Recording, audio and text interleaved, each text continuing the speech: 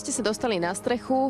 Začínali sme na prvom podlaží s tým, že druhé podlažie ešte nebolo dokončené. Postupne sme sa prepracovali cez druhé podlažie a tým, že sa snažíme slušne podnikať, tak sme sa dopracovali až k tretiemu podlažiu. Dohodli sme sa s pánmi zo Smart Lightu, že teda im tu vytvoríme peknú strechu, peknú terasu, keďže to mali nevyužité. Zákazníci k nám prichádzali a hľadali niečo, čím oživíme ich interiér.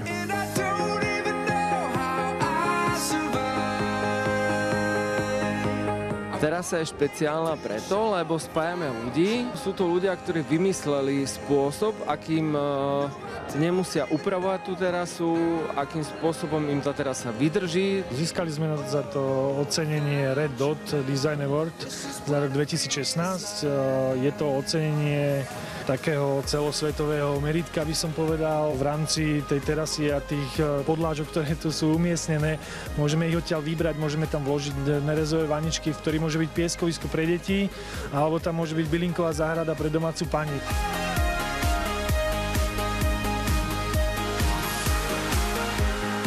Blíži sa leto a ľudia určite budú viac teda pracovať na tom, aby pri dome to mali krajšie a aby to možno mali práve na tej streche krajšie, aby využili ten priestor, takže dá sa s týmto pracovať. Určite im táto terasa pomôže, vedia s tým vyrovnať terén, vedia s tým vytvoriť priestor pre svoje deti, pre svoju zábavu, proste pre svoj relax, ktorý je dôležitý v týchto dňoch. Toto je niečo, čo si vedia rozobrať tí ľudia, kedykoľvek preniesť niekde inde. Takže môžem si terasu so sebou odniesť aj na dovolenku? Presne tak, môžete si ju aj na dovolenku.